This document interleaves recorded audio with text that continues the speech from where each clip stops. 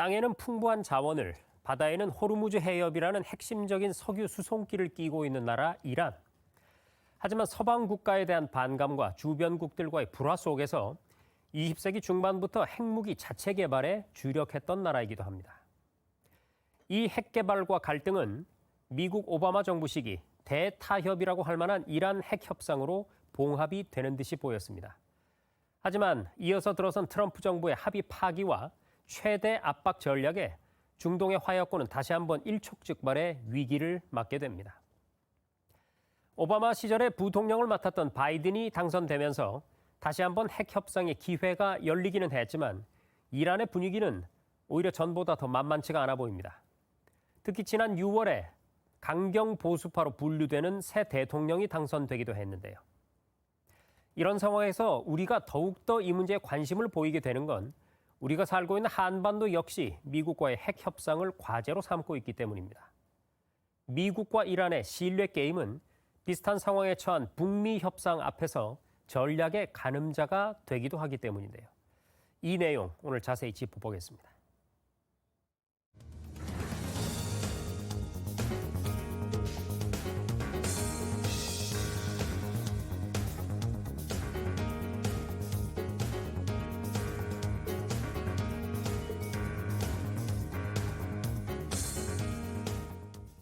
네, 저희 뉴스룸의 대외경제정책연구원 세계지역연구센터의 조충재 소장 나왔습니다. 소장님 어서 오십시오. 네, 안녕하십니까. 자, 지난 6월 18일에 이란의 대통령 선거가 치러졌습니다. 네. 이번 선거에서 강경파 후보가 압도적으로 승리를 했는데요. 하지만 투표율 자체는 또 역대 최저를 기록한 걸로 나왔거든요.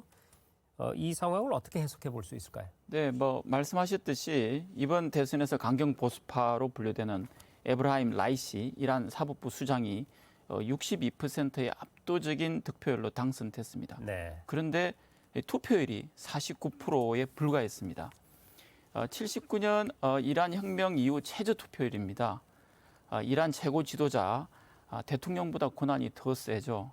예를 든다면은 선출된 대통령의 인준권, 해임권을 갖고 있는 이 하메이니가 이 선거의 정당성을 확보하기 위해서 선거 과정 내내 이 투표 참여를 독려했죠. 그런데 결국 지난 대선 투표율이 73%였는데 이것보다도 모자랄 뿐만 아니라 지금까지 대선 투표율이 가장 낮았던 것이 1989년인데요. 그때 51%입니다. 그것보다도 이번에 낮게 투표율이 기록되었습니다. 두 가지로 해석되는데요.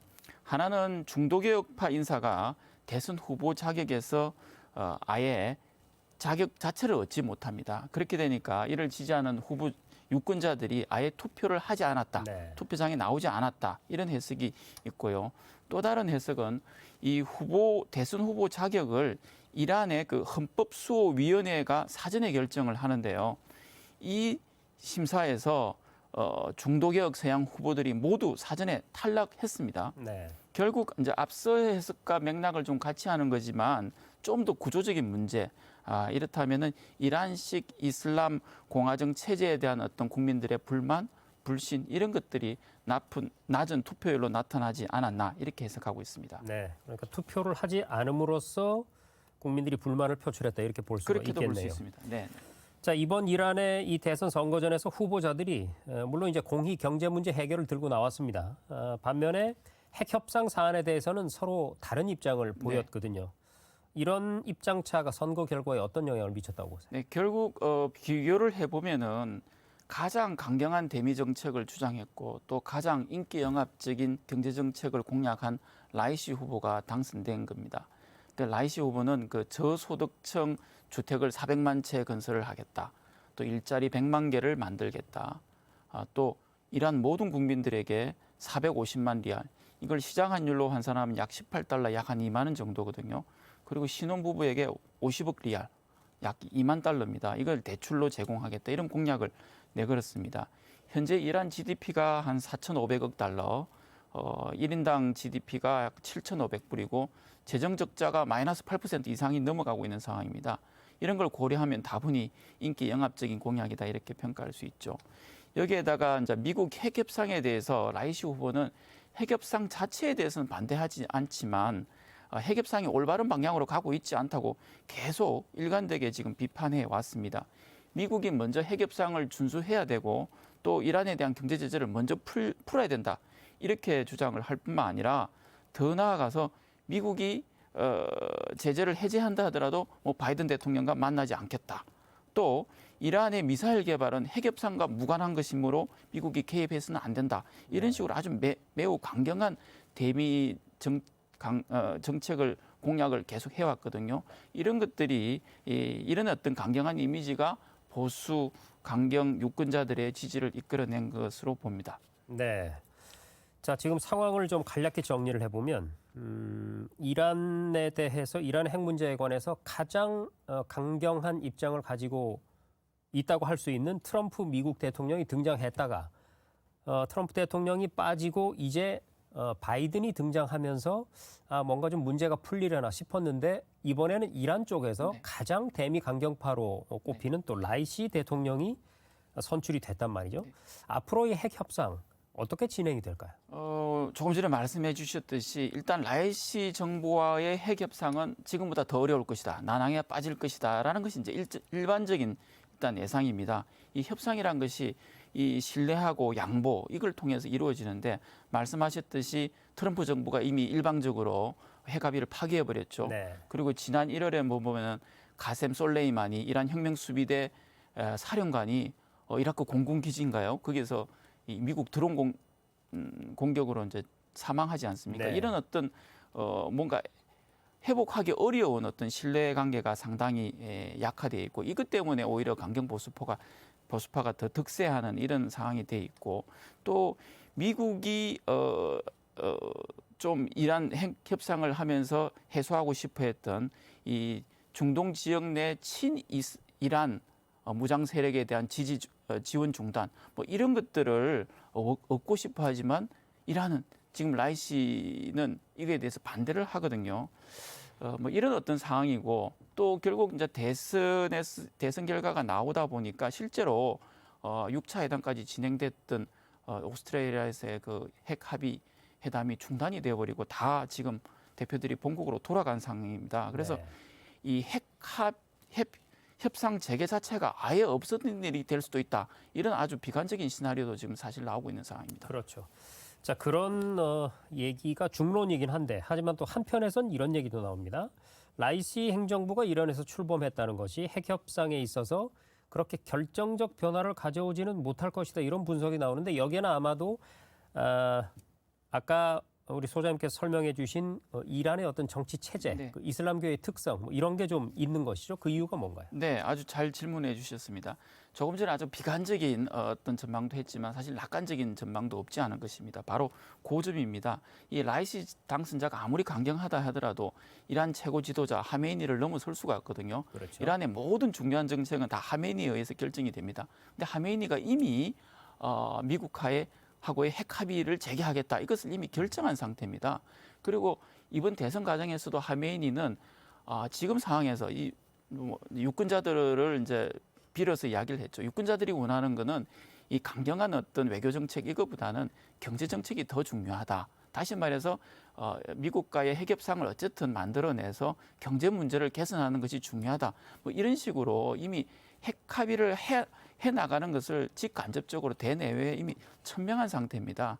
뭐 이런 상태 이것 말고도 이 라이시 당선자는 또 하메이니하고 아주 가까운 측근으로 분류되어 있고 어쩌면은 하메이니를 이어서 또 최고 지도자가 될 수가 있다는 점. 그리고 본인도 아까 말씀드렸듯이 이 협상 자체는 부인하고 있지 않습니다. 그래서 뭐 이런 것들은 조금 미국과의 그 핵 협상이 가능하다는데 이게 낙관적인 시나리오로 작용하고 있고요. 매우 낙관적인 시나리오도 있습니다. 지금 8월 초까지 이제 지금 현 로하니 정부가 이제 유지가 되는데요. 그 전에 이미 미국과 핵 합의가 가능하다는 시나리오가 나오고 있습니다. 이렇게 되면은 이제 새로 지금 신임 강경 보수로 등장한 지금 신임 정부는 물론이고 또 중도파는 물론이고요. 또 미국의 입장 뭐 이런 것들이 다 윈윈윈 할 수 있다는 그런 상황입니다. 뭐 이런 것들 때문에 이미 지금 현 정부 외국무 장관이 이번 정부 내에서 현 로하니 정부 내에서 미국과의 핵 협상 타결이 가능하다 이런 것도 언론에 비친 적도 있고요. 또 이란 언론에서는 석유 문제, 그다음에 석유를 실어넣어서 어떤 선박의 어떤 그 금수 해제 뭐 이런 것들이 뭐 합의됐다 이런 것들이 이제 보도가 되기도 했습니다. 물론 이거는 공식적으로 합의되지 않은 상황입니다. 확인이 네. 되지 않은 상황입니다. 네. 자, 지금 우리 시청자들께서 좀 이해를 쉽게 하기 위해서 그러니까 이 하메네이 최고 지도자와 라이시 대통령과의 관계가 예를 들어서 중세에 잠깐 그런 시절이 있었죠. 교황이 네. 황제보다 더 권력이 많았던 때가 네, 있었던 네. 것이죠. 예, 그 관계를 한번 생각해 보시면 될 것 같습니다. 자, 이런 상황에서 이제 궁금한 것은 미국의 바이든 행정부는 그러면 어떤 입장을 갖고 있느냐인데요. 어떻게 보세요? 일단 트럼프 행정부는 아까도 말씀하셨지만 앵커님이 이란에 대해서 최대 압박 정책을 썼죠. 그러면서 오히려 친이스라엘, 친사우디 정책을 오히려 더 강화시켰죠. 대표적인 사례가 이제 그 이란과의 핵 합의를 해서 빠져나오는 거고요. 또 이스라엘 미국 대사관을 아예 예루살렘으로 옮겼습니다. 네. 아주 상징적인 사례죠. 바이든 대통령은 이러한 그 트럼프 정책에 대해서 계속 비판을 했습니다. 특히 핵 합의를 파기한 것에 대해서 아주 강력 비판을 했고 또 핵 합의의 복귀를 시사를 했고 실제로 대통령이 되고 나서 바로 이제 복귀를 해서 지금까지 이제 회담이 진행되고 있는데요. 문제는 이란과의 핵 합의 복귀와 함께 미국이 해결해야 될 게 많죠. 중동에서 예멘이나 이라크나 시리아에 있는 그 무장 세력에 대한 이란의 지원 이런 것을 차단시키는 것이 중요한데 아까 말씀드렸듯이 라이시 당선자는 이거는 또 핵 협상 문제하고의 별개의 문제라고 계속 맞서고 있는 겁니다. 네. 바이든 정부는 이 외교 정책의 초점을 중동이 아니다. 이제는 인도 퍼시픽, 인도 태평양이다. 이렇게 이미 선언한 바도 있습니다. 이 방법하고 수단이 다를 뿐이지 뭐 트럼프 정부나 지금 신 바이든 정부나 다 대중국 견제 정책을 강화하고 있는 건 마찬가지입니다. 대중동 정책에서 어느 정도 진전이 있고 중동 지역에서 미국의 역할이 축소돼야지 이 인도 퍼시픽, 인도 태평양 전략에 지금 더 집중할 수 있는 상황이죠. 그런데 이란에서 지금 강경파, 또 이스라엘에서도 또 강경파가 집권한 상황이라서 미국의 고민이 자꾸 더 깊어지고 있는 상황입니다. 네, 바이든 대통령도 상당히 고민이 깊어지겠네요. 자, 그럼 이제 우리와 좀 더 관련이 깊은 얘기로 연결을 지어 보겠습니다. 지금 미국과 이란 간의 이런 그 핵 협상 이 부분을 글쎄 이런 표현이 어떨지 모르겠습니다만 전 세계에서 가장 관심을 갖고 TV를 지켜보고 있는 사람이 누굴까 꼽으라면 네. 아마 김정은 위원장이 아닐까 싶습니다. 왜냐하면 미국의 이 강경 기조가 북한과의 비핵화의 그 협상에도 어떤 영향을 미칠까 하는 관심 때문일 텐데요. 어떻게 전망하세요? 네, 그 이란과 북한 핵 문제는 사안 자체는 아예 별개이죠. 하지만 협상의 대상이 이제 핵 문제이고요. 또 협상의 파트너가 미국이라는 점에서는 서로 영향을 주고받을 수밖에 없는 상황입니다. 그리고 또 핵 문제에 대해서 미국이 어떤 협상 태도를 갖고 나오는지 또 미국이 어디까지 양보를 하는지 이거는 이란이나 북한이나 말씀하셨듯이 서로의 아주 주요한 관찰 대상이 되어 있습니다. 이거 말고도 미국이 양쪽의 핵 문제, 이란 핵 문제, 북한 핵 문제 이 어느 쪽에 우선순위를 듣고 정책을 추진하느냐 이거 역시 아주 중요한 겁니다. 네. 특히 우리 북한과의 비핵화 협상 재개 여부는 아마 이것이 그 어떤 재개 시점은 이런 문제가 아주 중요하게 결정이 될 것 같고 이것은 결국 미국의 전략, 미국의 선택에 달려 있다고 봐야죠. 이런 측면에서 보면은 이란 핵 문제는 일단 양측에 대해서 핵 합의 협상을 재개하는 거로 되어 있고 이미 진전이 좀 되고 있지 않습니까? 그리고 또 뭐 강경하게 다시 이야기가 되고 있지만 이미 진행되고 있기 때문에 미국 측 우선순위는 이란 핵 문제 해결에 문제가 있다 이렇게 지금 볼 수가 있고 네.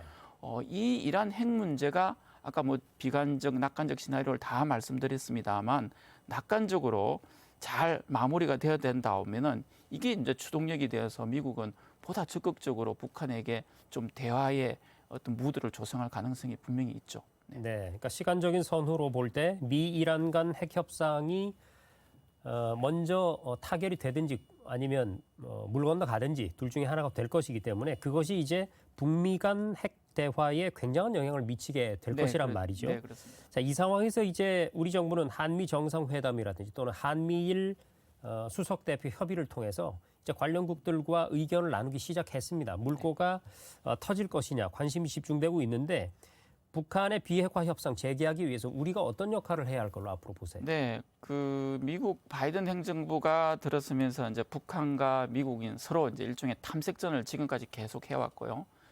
물론 이제 모든 것을 서로 이제 확인하는 단계에도 와 있죠. 지금까지 내용을 보면 이제 서로 이 양보하기 어려운 점에 대해서는 서로 이제 일단 고수를 하고 대기를 하고 있는 것 같습니다. 네. 그러면서도 다행인 점은 이 대화를 하겠다는 것을 지금 서로 밝혀지고 있지 않습니까? 특히 그 지난 6월 북한에서의 그 전원회의에서 김정은 위원장이 대화나 대결 모두에 준비되어 있어야 된다고 직접 발언까지도 했지 않았습니까? 이 어렵지만은 우리 정부는 이 중간자적 노력을 강화해야 됩니다. 특히 이제 북한의 비핵화 협상을 촉구하는 어떤 그런 노력들을 강화해야 되겠죠. 이런 노력은 이미 지난 한미 정상회담에서도 양국 정상이 우리의 노력을 이미 필요하고 해야 된다 이렇게 인정을 해주지 않았습니까? 그래서 먼저 지금 단절돼 있는 남북 연락 채널을 먼저 복원을 시키는 것이 중요할 것 같고요. 또 지금 국내 코로나 방역 상황이 좋아졌다 나빠졌다고 하고 있지만 방역 상황이 개선되면은 지금 우리가 갖고 있는 뭐 치료제라든지 또 우리가 확보하는 백신 이걸 가지고 북한에게 지원하는 이런 것들도 좀 적극적으로 좀 시도를 해야 될 것 같고요. 또 기억하시겠습니다만 지난 평창 올림픽을 하면서 남북 관계가 급속하게 개선됐지 않습니까? 지금 동경 올림픽은 안 되겠지만은 내년 2월에 베이징 올림픽, 동계 올림픽이 베이징에서 열리는데 이것을 계기로 해서 당연히 이제 올림픽, 동계 올림픽이 열리게 되면 남북 공동 대표팀, 뭐 공동 응원단 이런 것들을 논의할 수 있는 계기가 되는 거죠. 뭐 이런 것들을 계기로 해서 우리는 계속 이 남북 관계, 북미 관계 개선을 위한 물꼬를 트는 작업들을 우리 정부는 어렵지만 계속 해나가야 될 것 같습니다. 네, 잘 알겠습니다. 미 이란 핵 협상 상황 그리고 그것이 우리에게 미칠 영향에 대해서 대외경제정책연구원 세계지역연구센터의 조충재 소장과 짚어봤습니다. 소장님 오늘 말씀 고맙습니다. 네, 감사합니다.